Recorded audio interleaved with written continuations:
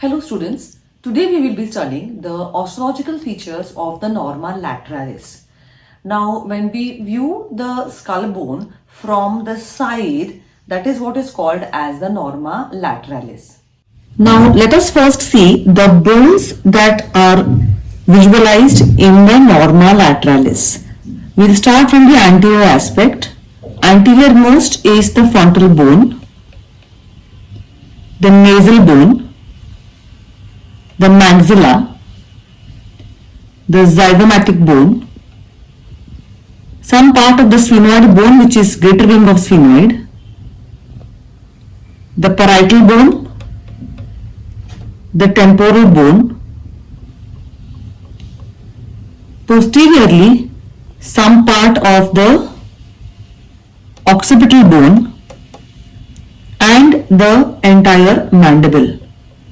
So these are all the bones that are seen in norma lateralis. Now let us see some specific features. We'll first see the two temporal lines. These are the superior temporal line and the inferior temporal line. The superior temporal line commences at the frontal process of the zygomatic bone. It arches upwards and backwards, crosses the parietal bone, curves down onto the temporal bone, and then on the posterior aspect of the temporal bone, the superior temporal line fades off. Temporal fascia is attached to the superior temporal line. The inferior temporal line commences at the same point. It runs inferior and parallel to the superior temporal line, and posteriorly it curves downwards and forwards on the temporal bone and continues with the supramastoid crest. It limits the attachment of the temporalis muscle.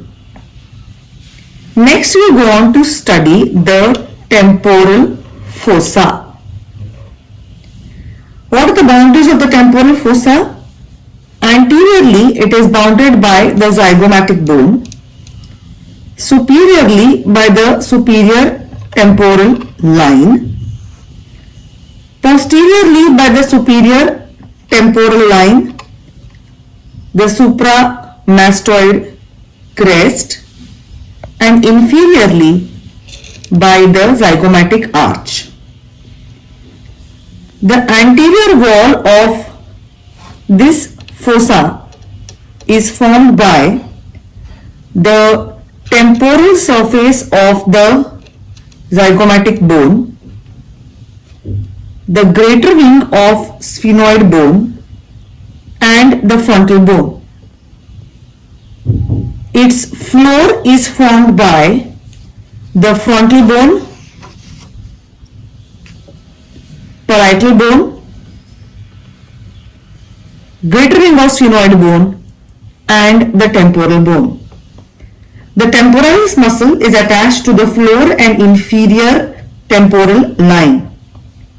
The other contents of this fossa are the middle temporal artery, which is branch of the superficial temporal artery, deep temporal branches of maxillary artery, zygomatico-temporal nerve, and deep temporal nerves arising from the mandibular nerve.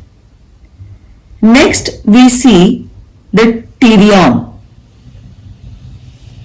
This is a circular area in the anterior part of the temporal fossa which encircles or encloses four bones: the frontal bone, parietal bone, sphenoid, and temporal. These four bones form or join in the form of an H-shaped suture. The pterion is located about 4 centimeters above the zygomatic arch and 3.5 centimeters behind the frontozygomatic suture. Middle meningeal vein anterior branch of middle meningeal artery, and stem of the lateral sulcus of the brain lie deep to the pterion. We then go on to study the zygomatic arch. It is formed by the temporal process of the zygomatic bone and the zygomatic process of the temporal bone. It has two surfaces, an outer surface and an inner surface, and it has got two borders, a superior or upper border and an inferior or lower border.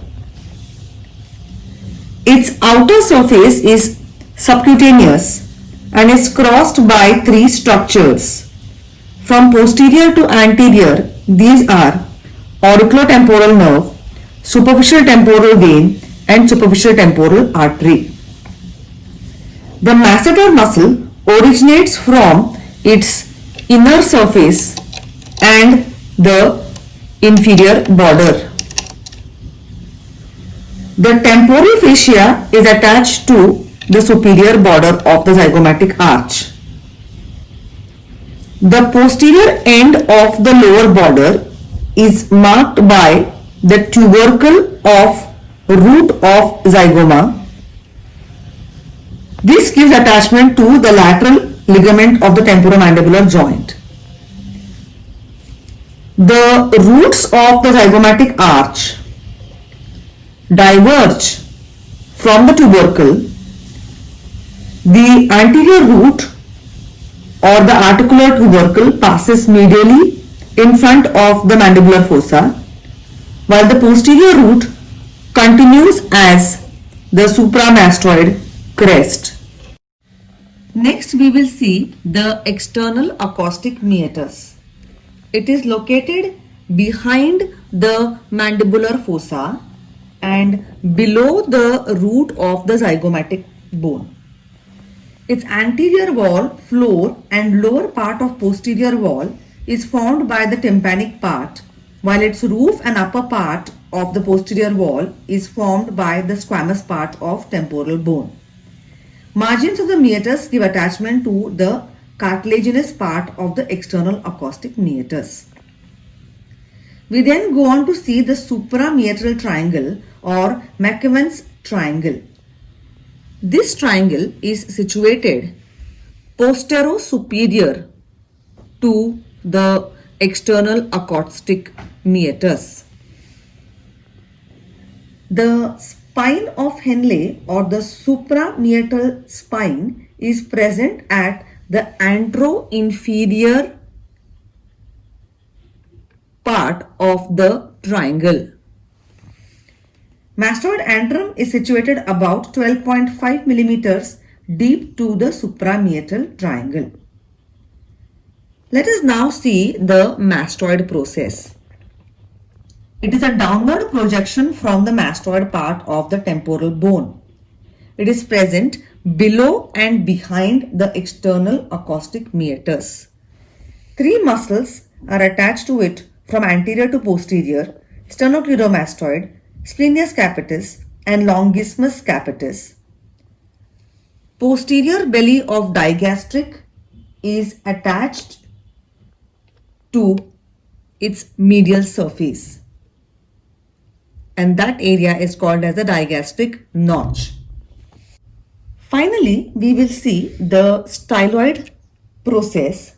It is a slender, elongated projection seen below the external acoustic meatus and in front of the mastoid process.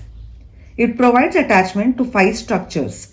Anteriorly, it provides attachment to styloglossus muscle, posteriorly to stylohyoid muscle, medially to the stylopharyngeus muscle, laterally to the stylomandibular ligament, and the tip gives attachment to the stylohyoid ligament. Thus, we have seen the various bones that form the norma lateralis. We also saw some important features on the norma lateralis like the temporal lines. We saw the pterion, we saw the temporal fossa, The zygomatic arch, external acoustic meatus, mastoid process, suprameatal triangle and the styloid process. Thank you.